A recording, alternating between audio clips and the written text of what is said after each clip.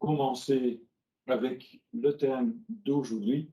Et une première question qu'on peut se poser, c'est pourquoi un code de bonne pratique? Pourquoi Fireforum s'occupe de code de bonne pratique?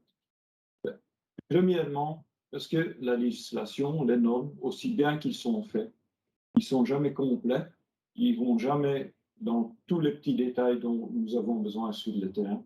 Donc, on veut clarifier, on veut compléter la législation et les normes. Ces codes sont bien évidemment subordonnés aux règlements et aux normes. On ne veut pas mettre des limites ni contredire la législation et les normes. On veut tout simplement les clarifier et les compléter. Et notamment pour les extincteurs, c'est intéressant parce que la législation et les normes ne nous donnent pas des instructions précises pour la sélection et l'installation d'extincteurs. C'est pourquoi que nous avons donc rédigé des directives pratiques. La façon que nous les avons rédigées, c'est un travail d'équipe, évidemment, un travail d'équipe avec les parties concernées, avec des experts, et le résultat est basé sur un consensus, donc il n'y a pas de question de vote de majorité vis-à-vis de minorité. On discute jusqu'au moment où on trouve un consensus. Comme ça, notre document devrait représenter le juste milieu, une solution équitable pour toutes les parties concernées.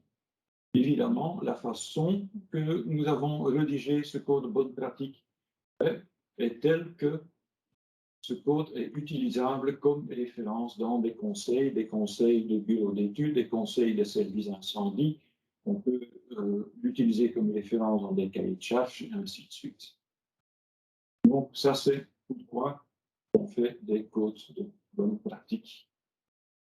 Le contenu de ce code de bonne pratique, une synthèse ici dessus.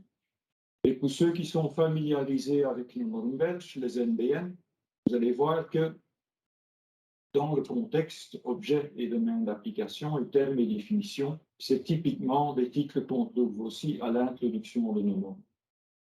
Je vais tout de suite vous présenter quelques exemples de ce qu'on entend sous ce titre-là, ainsi que sous le titre organisation.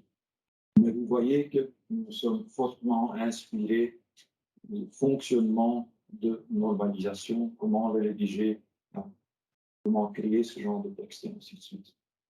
Et après, nous avons dans notre table des matières une liste d'aspects techniques. Et de nouveau, je vous présente une sélection ici. Donc, on parlerait tantôt des classes de feu, des agents extincteurs, des extincteurs portatifs, comment définir le nombre d'extincteurs et comment installer des extincteurs. Donc, voici un aperçu de ce que je vais vous présenter tout de suite. Et nous commençons évidemment avec l'objet et le domaine d'application. Comme vous le savez sans doute, pour chaque texte, chaque prescription que nous utilisons, que ce soit la législation, des normes, des codes de bonne pratique, c'est fort important de voir pourquoi le texte a été créé, dans quel domaine il est applicable. Ici, c'est assez simple. Nous avons décidé de rédiger ce code de bonne pratique en visant les bâtiments à destination résidentielle, industrielle, commerciale et publique. On ne l'a pas écrit avec les maisons unifamiliales, les véhicules, les habitations mobiles, les ouvrages inhabités en vue. Ça ne veut pas dire qu'il n'est pas applicable là, mais voilà. Ce n'était pas notre intention. L'intention était clairement cette première partie, bâtiment résidentiel, industriel, et ainsi de suite. Donc ça, c'est assez important à noter. Aussi très utile à savoir, parce que je parle qu'on complète, qu'on clarifie les normes et la législation, voici quelques normes qui sont applicables sur les extincteurs. Je vais peut-être juste citer les premiers, les extincteurs portatifs. Là, il y a une série de normes EN3, on commence tous donc avec EN3. C'est des normes produits essentiellement. Donc, un extincteur portatif ne peut pas se trouver sur le marché européen s'il ne répond pas à cette série de normes. La même chose pour les extincteurs mobiles, il y a un EN 1866. Vous voyez aussi que dans la série EN3, il y a une série de tests prévus qui concernent la capacité d'extinction. Mais on y revient plus loin dans la présentation également. Et puis, spécifiquement pour la Belgique, il y a une norme fort importante, c'est l'NBN S21050 qui concerne l'inspection et la maintenance des extincteurs d'incendie portatifs. C'est une référence que vous allez encore revoir à plusieurs reprises dans cette présentation. Je vous ai promis de vous montrer quelques termes et définitions. D'abord, à droite, vous voyez la différence entre un extincteur portatif et un extincteur mobile. Je pense avec ce visage-là, cette présentation-là, que la différence entre les deux est claire. À gauche, j'ai fait une sélection de termes qui sont souvent confus sur le terrain et que je voulais clarifier aujourd'hui.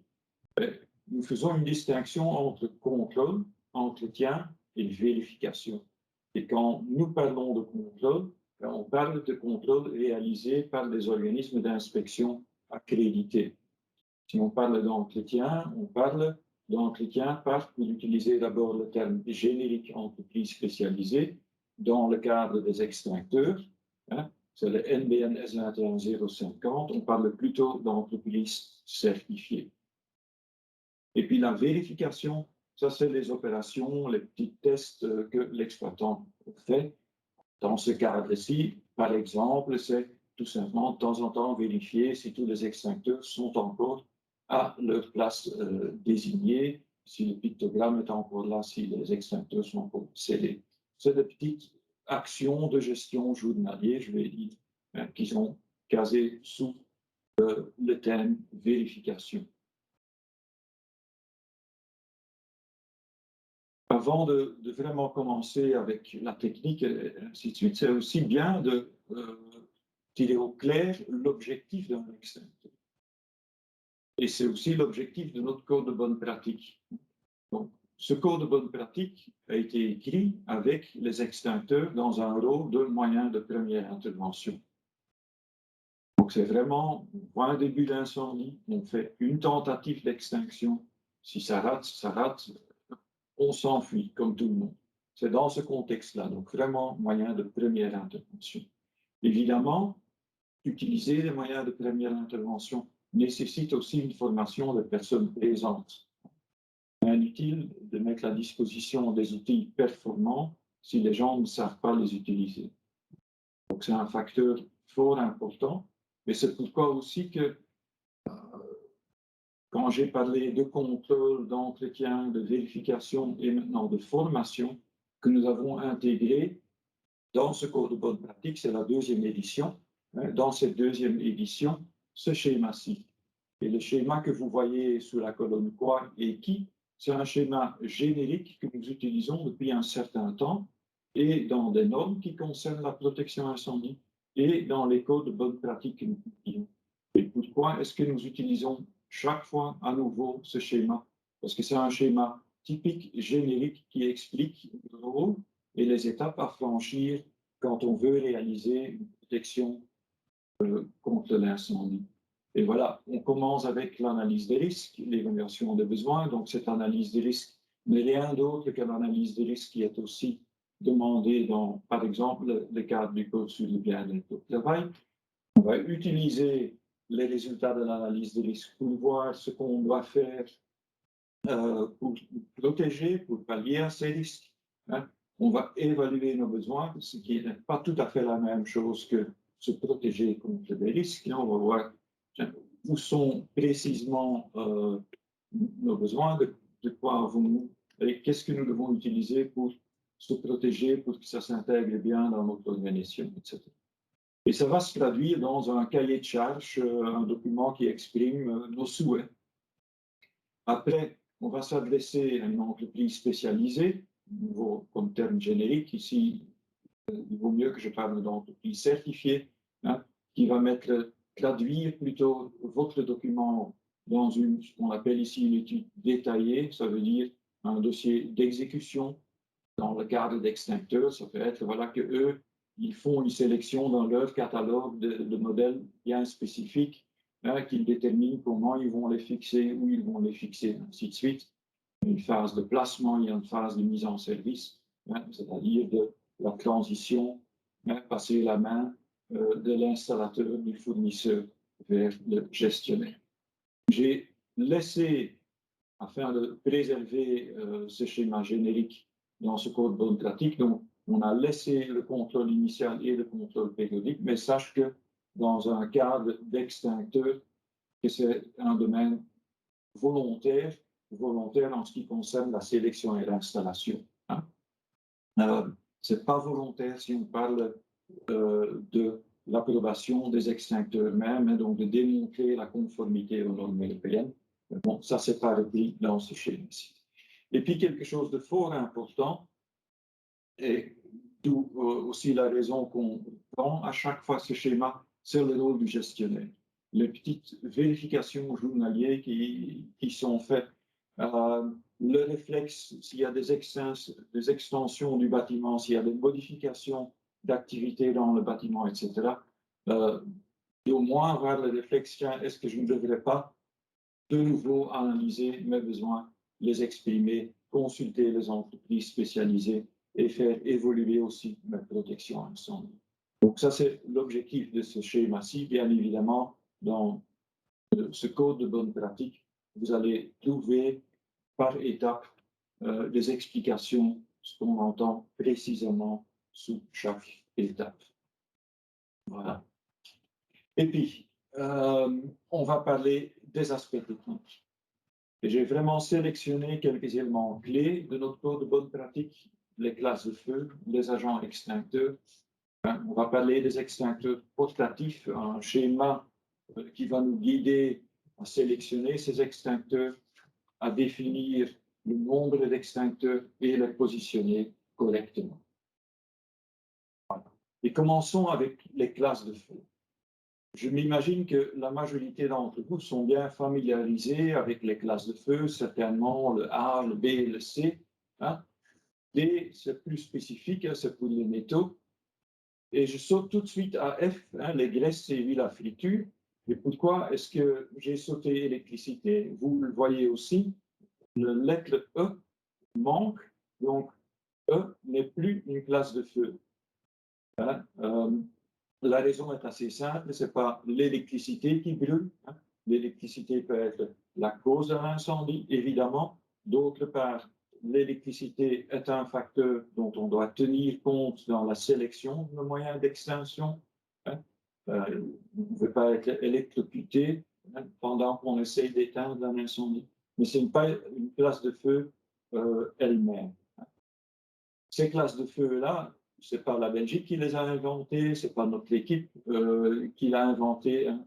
On fait bien référence à des normes européennes. De nouveau, cette fameuse série EN3, dont vous voyez à gauche les différentes références pour les classes de feu A, B, F et C. Et vous remarquez aussi que pour la classe D, il n'y a pas de référence à gauche, tout simplement parce que la classe D est tellement spécifique. Il y a des tests spécifiques, etc. Donc, si vous êtes dans ce cas de figure, il vaut mieux effectivement consulter votre fournisseur et consulter les services incendie pour faire un choix judicieux de ce genre d'équipement et d'outils. Mais ils existent bien sur le marché. Nous avons aussi, pour des raisons, je vais dire, didactiques, créé un tableau qui crée le lien entre les classes de feu et les agents extincteurs. J'aimerais bien attirer votre attention sur le fait que le tableau même est aussi important que sa légende. Parce que dans la légende, il y a quelques remarques, quelques commentaires qui complètent vraiment le tableau. Le tableau est une représentation simplifiée de la réalité. Hein.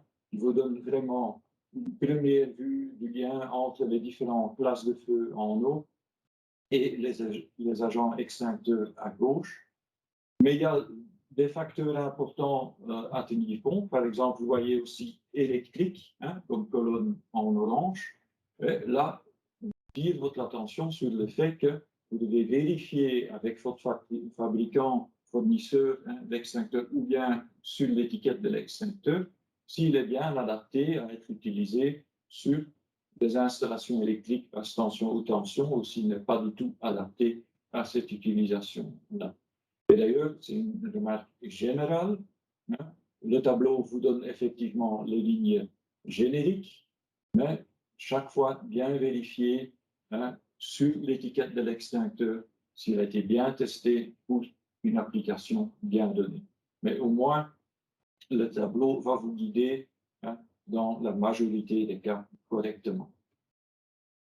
Et puisque je parlais de l'importance de l'étiquette, hein, de l'importance de voir si l'extincteur est compatible avec l'utilisation sur des installations électriques, et ainsi de suite. Voici un exemple. On a un peu tiré au sort et un des fabricants nous a fourni cet exemple-là.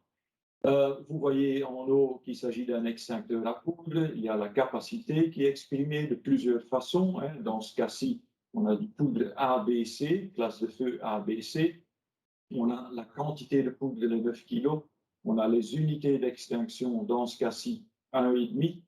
Et puis, on a aussi les résultats des tests. 55A, ben, c'est le résultat d'un test sur un foyer type A. Et 233B, c'est le résultat d'un test sur un foyer type B et ça a été testé sur C également. Vous voyez un petit manuel hein, d'utilisation, les différents cycles. Et là, juste en dessous, presque au milieu de votre écran, vous voyez que cet extincteur, cet exemple-ci, ben, qu'on peut l'utiliser sur des installations sous tension jusqu'à 1000 volts en respectant une distance de 1 mètre. Donc, vous voyez aussi qu'il y a vraiment beaucoup d'informations sur ce genre d'étiquette, donc important à les vérifier, à les consulter. Et je pense que vous avez tout de suite compris aussi que c'est très important aussi de familiariser votre personnel, les personnes présentes avec ces extincteurs, qu'ils savent comment ils peuvent les utiliser, comment ils peuvent les mettre en œuvre. Et là, je peux vous dire que juste consulter l'étiquette ne sera pas suffisant pour utiliser efficacement un extincteur. Donc, des formations pratiques sont fort utiles. À côté de le lien entre classe de feu et agent extincteur, il y a pas mal d'autres paramètres qu'on peut prendre en compte hein, dans le choix d'un type d'extincteur. Et nous avons repris une liste de paramètres dans notre code de bonne pratique. On ne va pas vous embêter à lire hein, ces différents facteurs, mais juste en sortir quelques-unes. Le poids peut être fort important en fonction du public, des personnes présentes, etc. C'est peut-être plus convivial de choisir un extincteur moins lourd que plus lourd. Hein. Ça dépend du cadre, du contexte dans lequel vous travaillez, la présence d'électricité, évidemment. Hein. Les dommages collatéraux, pour citer un autre exemple, par exemple, les extincteurs à poudre, ils sont très efficaces, mais s'il n'y a pas un nettoyage adéquat hein, de l'endroit où on a utilisé le poudre risque après de créer des dommages supplémentaires parce que le poudre va réagir avec l'humidité dans l'air et va créer un produit qui est assez corrosif pour, par exemple, l'électronique, les contacts électriques et ainsi de suite. Donc, voilà, hein, juste quelques exemples. Mais tout ça, vous pouvez l'expliquer en long dans notre cours de bonne pratique. Et puis, on va passer un peu de temps sur un schéma que vous allez trouver en annexe de notre cours de bonne pratique et puis l'explication dans le cours même.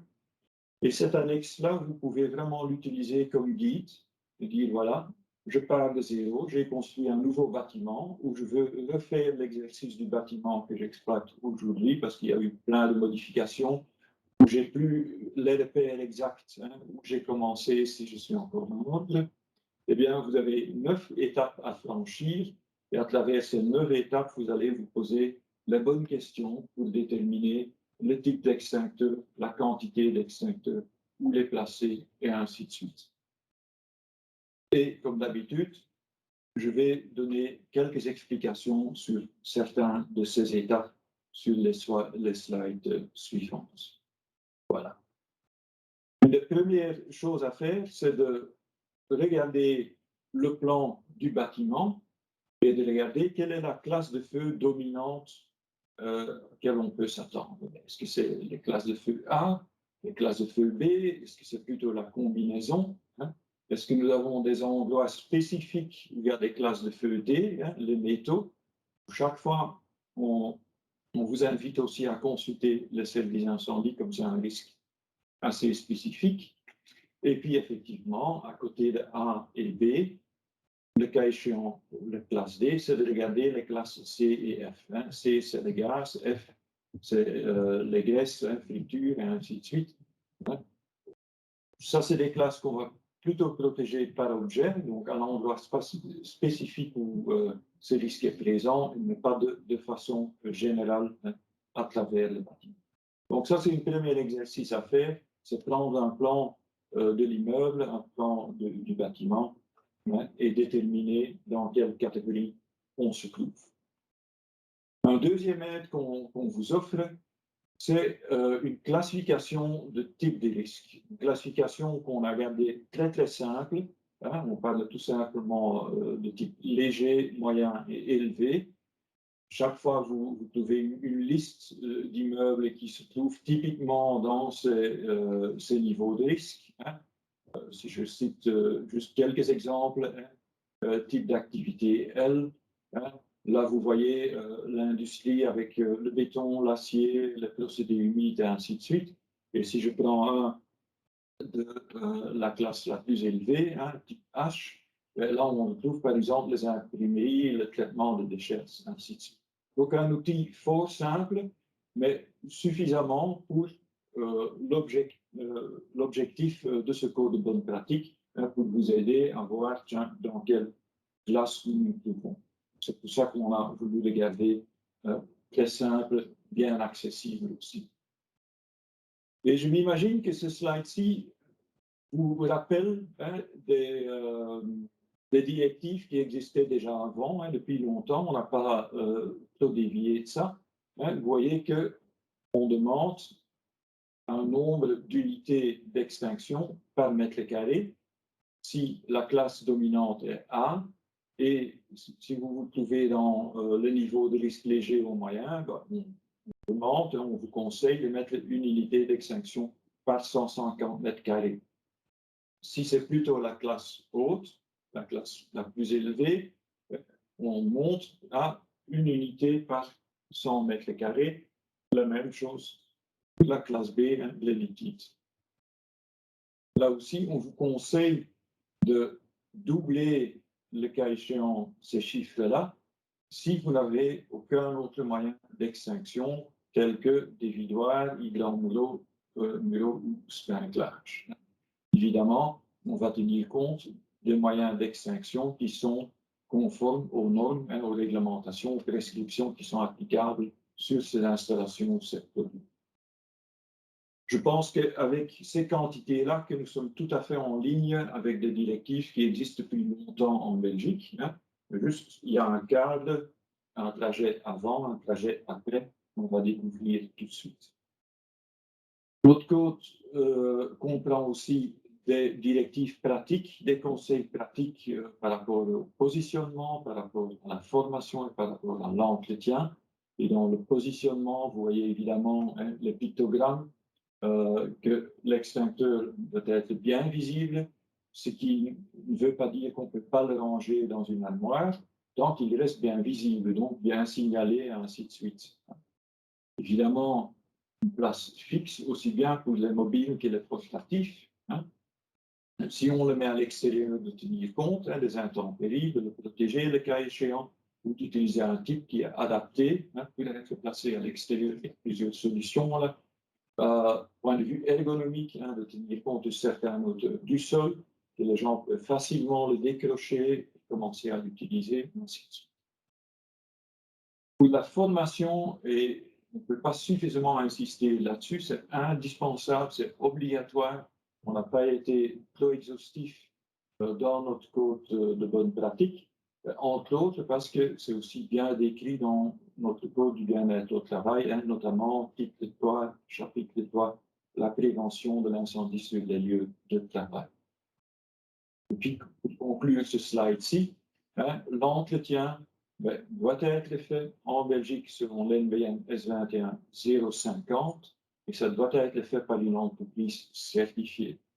Ainsi, vous êtes garanti que votre extincteur va continuer à fonctionner correctement, que vous n'avez pas d'accident avec ça. Il fera ce qu'il doit faire quand vous en avez besoin pour sauver votre entreprise. Et voici cette présentation succincte. Maintenant, je vais changer de mon côté d'écran. Je vais regarder les questions que vous avez posées et par question, je vais déléguer la réponse à plusieurs experts qui sont présents ici aujourd'hui, que je ne vais pas encore présenter, mais je fais ça une à une. Donc, donne-moi une minute pour changer d'écran. Voilà, et de regarder les questions que vous avez posées. Pas encore beaucoup. Après que je vois donc, mais n'hésitez pas à utiliser le chat pour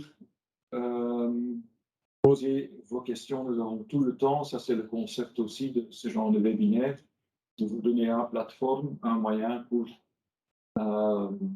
avoir une réponse, obtenir une réponse aux questions que vous avez. Voilà. Comme je ne vois pas tout de suite apparaître une question. Ah, il y a une question dans le tableau. On dit classe de feu F avec de l'eau. Oui, effectivement, là aussi, il y a des réserves qui sont bien renseignées. Le tableau, comme j'ai dit, et c'est un bon exemple, donc heureusement que vous posez cette question-là, c'est un bon exemple que le tableau est générique et qu'il faut vraiment lire ce qui va avec, donc les remarques qui sont en dessous, etc. C'est clair. Voilà. Et maintenant, ça va vraiment vite. Merci de poser autant de questions. Je vais prendre la suivante et la déléguer à quelqu'un qui est ici présent avec moi. Donc, quand vous dites entreprise de maintenance d'extincteurs portables agréée par l'Institution nationale d'agrément, on peut voir cette liste. Avez-vous un lien?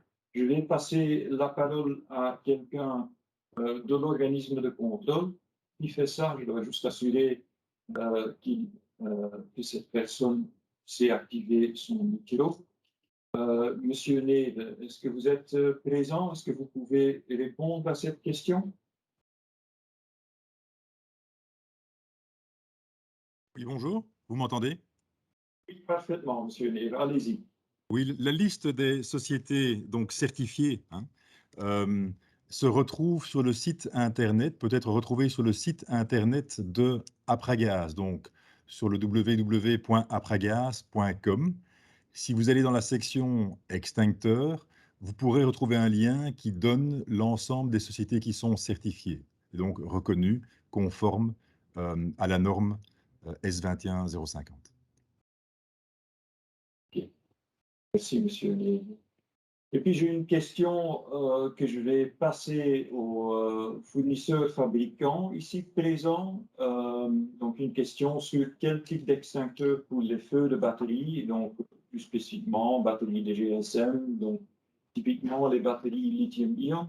Et je vais peut-être commencer avec monsieur Delmul ici présent, et puis passer la question à ses collègues aussi, que chacun peut répondre. Voilà. Est-ce que vous pouvez activer votre micro? Eh bien que non, vous avez le micro de cette salle-ci. Okay. Hein. Pardon. Donc on m'entend là. On m'entend là. Alors effectivement, batterie lithium, tout le monde sait que c'est un risque qui est extrêmement difficile à éteindre en cas d'incendie.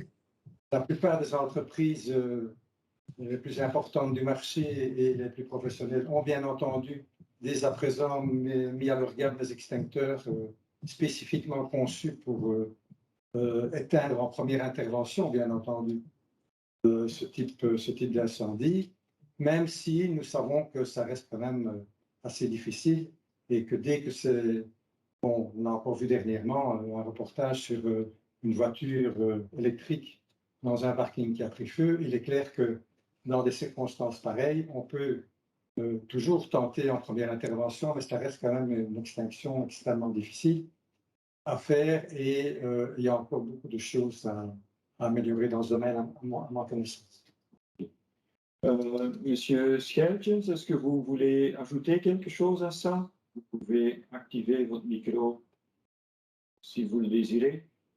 Oui, c'est vrai comme Monsieur Dermul dit, il vient une test de TNA en Hollande qui va adapter en Europe dans quelques mois. Donc, c'est une test que va donner un chiffre d'extinction à ce type d'extincteur. OK, merci. Est-ce qu'il y a encore un autre fabricant qui veut ajouter quelque chose, Monsieur Janssens ou Monsieur Bruinings? Voilà. Bonjour tout le monde, Wim Janssens. En effet, comme les collègues ont déjà dit, il y a des solutions et il reste encore des soucis assez importants, surtout quand on parle des quantités de batteries assez importantes, comme dans les voitures électriques, où ils sont quand même bien cachés et bien incorporés dans la structure, dans la carrosserie de la voiture. Alors, le souci est à la limite à ce niveau double. Il faut éteindre le lithium, mais il faut aussi arriver à passer au feu même. Et c'est à ce niveau qu'on a les premières solutions, mais il reste encore pas mal d'exercices et de solutions à trouver suite aux nouvelles évolutions de batterie qui nous arrivent à ce point. Okay. Merci.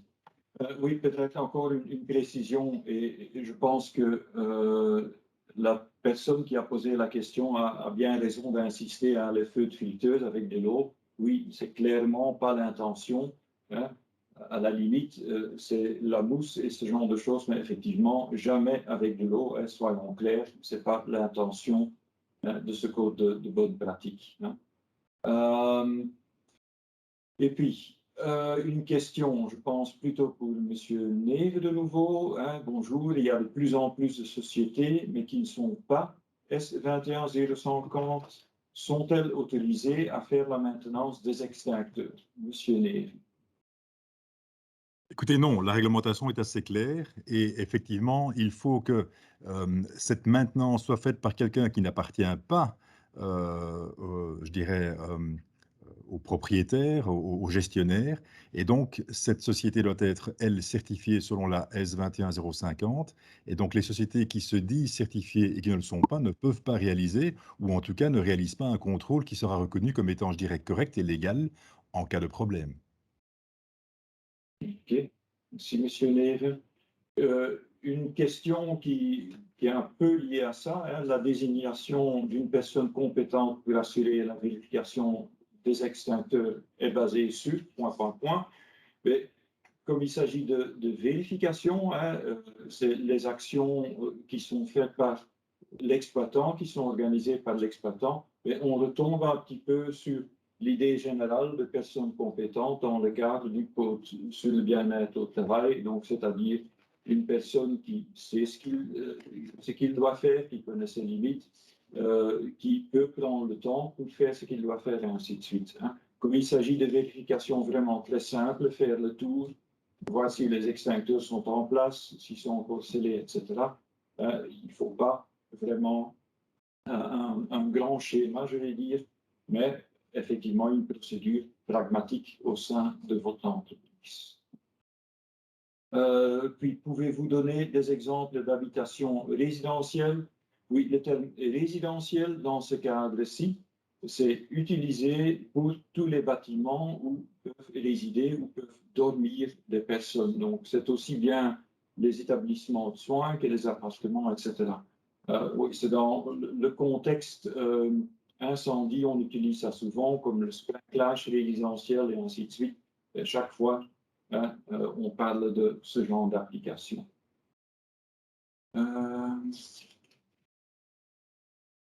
Oui, Monsieur Neve, un complément d'information qui est demandé par rapport à l'NBN 21050.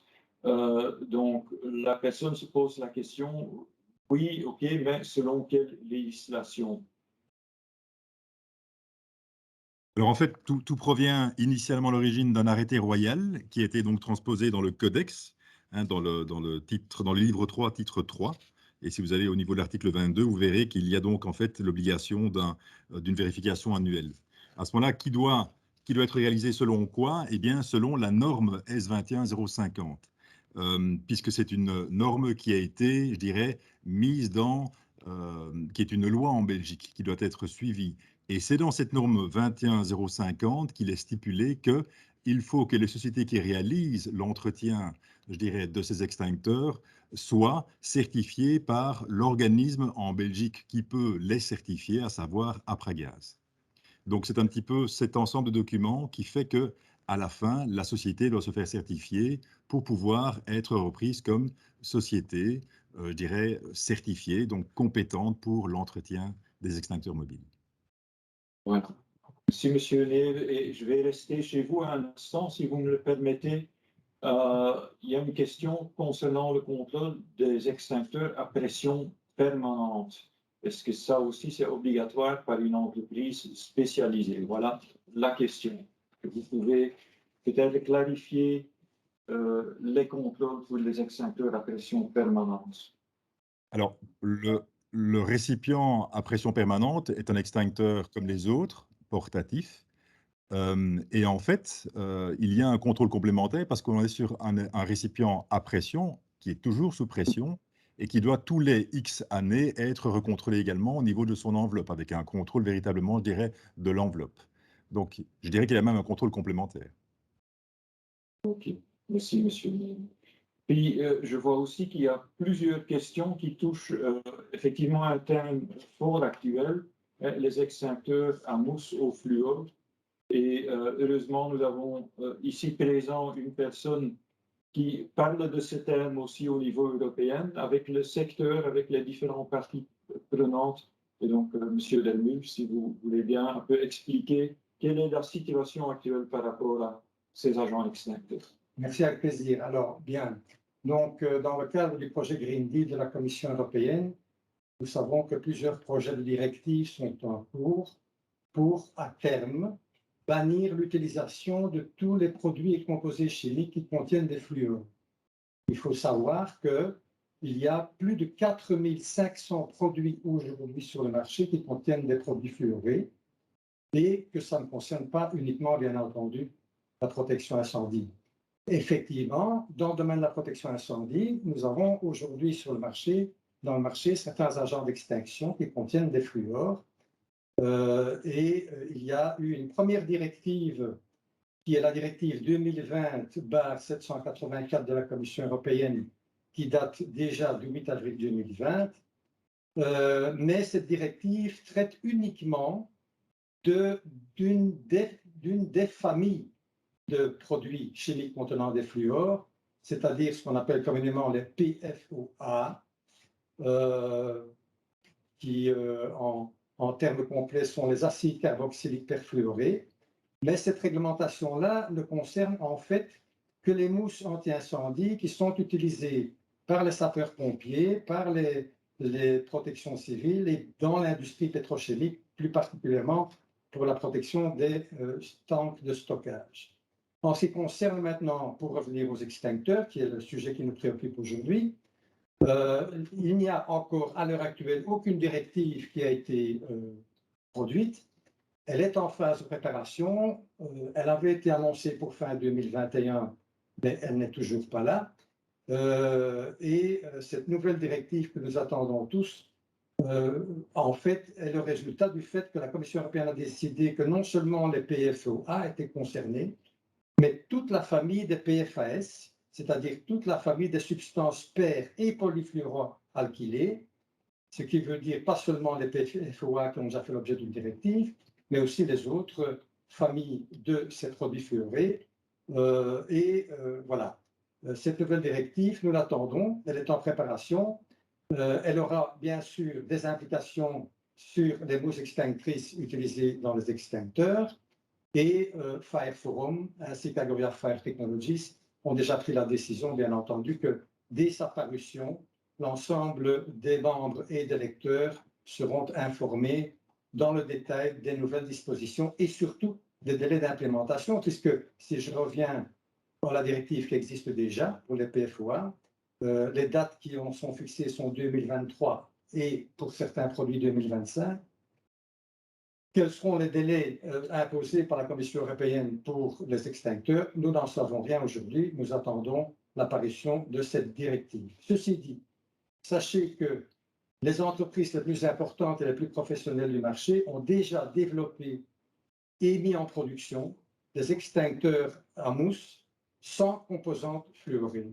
Et donc, les solutions existent déjà et sont déjà disponibles sur le marché. Merci beaucoup. Merci, M. Delmul, pour cette clarification. Une petite remarque qui me fait sourire un petit peu.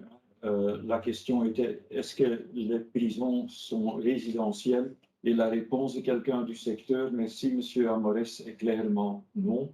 Hein? Je pensais que les gens devaient y rester, mais je suis sûr, allez, c'est avec un clin d'œil que je dis ça, M. Amores. Voilà. OK.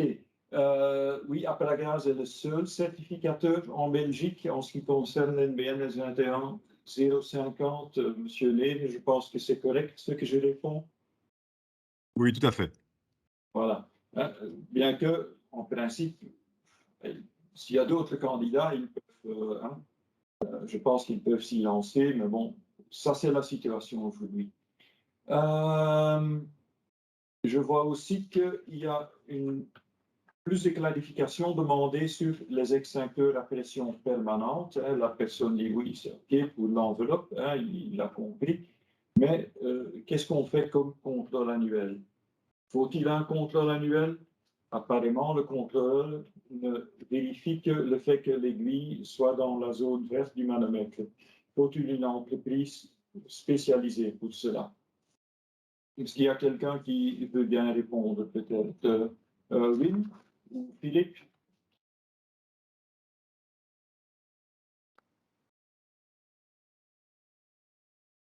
Et Monsieur Janssens, Monsieur Schertjes ou Bruinings, vous pouvez allumer votre micro et répondre.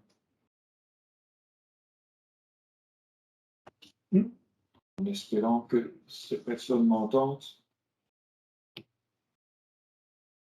Allô? Apparemment, nous avons perdu un peu de connexion. Oui, je veux bien répondre à la question. Dans la norme S2150, une des étapes dans la vérification, l'entretien annuel, c'est de vérifier à l'interne de l'extincteur la condition du poudre et la mécanique. Et de logique, comme c'est un extincteur à pression permanente, la vérification annuelle est très difficile parce que l'extincteur est sous pression. C'est correct qu'on aperçoit sur le marché que les extincteurs à pression permanente, ils sont vérifiés que le manomètre. Cela dit, les extincteurs à pression permanente, ils sont de ce fait exclus d'une vérification normale de S2150 annuelle. Merci, Monsieur Janssens. Je vois une question que je vais peut-être répondre moi-même. Pour les extincteurs, il faut un entretien annuel. Je pense que ça, c'est bien clair, évidemment, mais aussi un contrôle par un SECT, service externe pour le contrôle technique. Ce contrôle par un SECT ou un organisme accrédité de contrôle n'est pas obligatoire pour les extincteurs. Je sais bien que ces entreprises l'offrent et pour certaines entreprises, c'est fort utile qu'un SECT, un bureau de contrôle accrédité, passe et fait les vérifications. mais ce n'est pas obligatoire dans le cadre des extincteurs. Oui, effectivement, Bart, tout à fait d'accord avec ce que tu dis à ce sujet. Il y a peut-être juste quelques exceptions. Je voudrais citer une des exceptions, c'est que pour les hébergements touristiques, C'est vrai. le contrôle par un organisme accrédité est dans ce cas-là effectivement obligatoire. Ce n'est pas le cas de manière générale, mais il y a quand même quelques exceptions où cette obligation est elle aussi imposée. Merci de ce complément d'information. C'est effectivement important de chaque fois vérifier les cas spécifiques. Attends, j'essaye de regarder le temps. Encore un peu de temps, heureusement. Encore concernant le contrôle, hein, il faut vérifier le corps de l'appareil, le poids, le libre passage du tuyau, l'extraction de la goupille, mesurage de la pression par baromètre. Je pense que c'est plutôt une information que cette personne passe qu'une question. Il y a quelqu'un qui demande si on peut envoyer les slides version papier. Ben on compte à les envoyer via PDF. Facile à imprimer. Hein. Donnez-moi un tout petit peu de temps pour regarder s'il y a des questions que nous avons sautées. Oui, une question qui peut être intéressante, c'est effectivement comment organiser la formation des occupants d'immeubles résidentiels. Les extincteurs sont présents, mais personne ou presque n'est formé. C'est vrai. C'est un contexte qui est difficile, pas uniquement pour les extincteurs, mais aussi pour d'autres moyens de protection contre l'incendie des immeubles d'appartements, etc., où les parties communes y sont accessibles. Là, on peut faire ce qu'il faut faire, mais effectivement, les parties privatives, on n'y a pas accès pour rien. Et effectivement, dans la même ligne, dans le même cadre, la formation des occupants est difficile. Spontanément, moi, je suggère plutôt à mettre en place à ce genre d'endroit des extincteurs qui pardonnent un peu plus les erreurs des utilisateurs que d'autres. Et de mon expérience personnelle, mais j'espère que les autres experts ici présents peuvent me contredire ou me le confirmer. Je pense que les extincteurs à eau avec additif, hein, donc extincteurs à mousse, pardonnent un peu plus les erreurs d'utilisateurs que par exemple un extincteur à poudre. Je ne sais pas si un des fabricants fournisseurs ici veut peut-être compléter ma réponse ou me corriger le cas échéant. M. Janssens, Scheltjens, Bruins, M. Delmul. Non, apparemment, j'ai passé mon examen. Voilà. Une question sur les parkings automobiles, hein, classe AB. Oui, une série d'extincteurs à eau plus additifs est indiquée. Là, je m'adresse de nouveau aux experts des différents fournisseurs fabricants ici présents. Qu'est-ce que vous conseillez d'habitude pour les parkings automobiles? Alors, en fait, Bart, dans ta présentation, tu as parlé des dégâts collatéraux. Et ça, c'est un exemple typique d'endroit où il faut vraiment bien choisir l'agent d'extinction par rapport aux éventuels dégâts collatéraux. Alors, un parking, souvent, il est souterrain, il est fermé.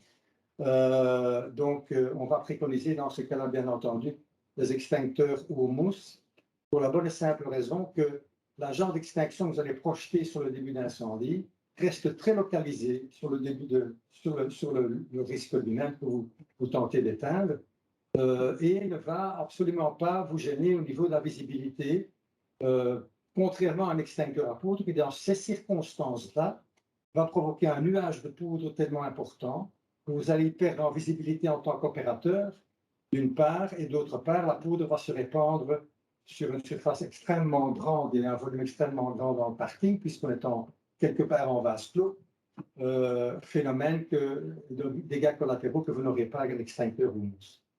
D'où le choix, bien entendu, de l'agent d'extinction, toujours par rapport au risque d'incendie, au niveau du risque mais aussi aux circonstances dans lesquelles on va se trouver lorsqu'on est amené à tenter d'éteindre un début d'incendie.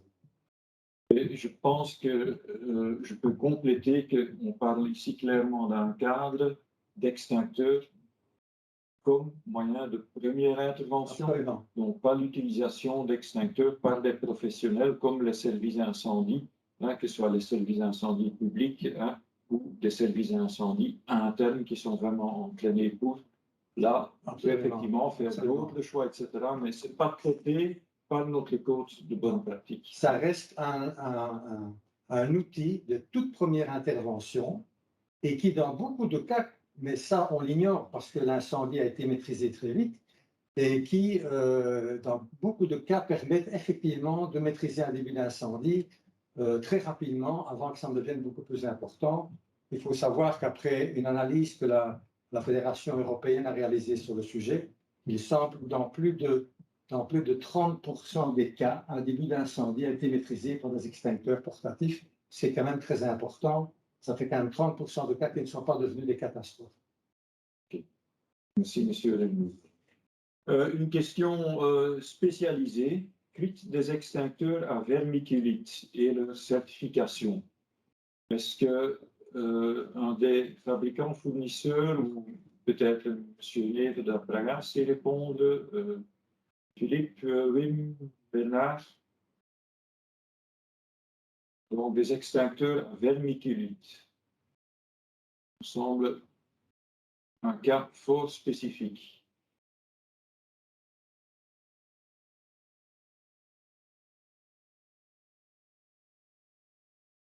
D'autre part, je peux vous rassurer, si vous n'avez pas la réponse aujourd'hui, on se réunit régulièrement avec notre équipe. On peut toujours discuter votre question après et vous faire parvenir une réponse après. Parce que je vois qu'il n'y a pas tout de suite une réaction. Je fais encore une tentative. Monsieur Janssen, Schertjes, Bruinings. Désolé, monsieur, mais j'espère qu'on va pouvoir revenir sur votre question après. Puis il y a une question, recharger la batterie d'une voiture, un vélo, ainsi de suite, est-ce dangereux? Précaution à prendre. Ce n'est pas vraiment le thème d'aujourd'hui, ce qui ne veut pas dire qu'on ne veut pas, en temps utile, y répondre.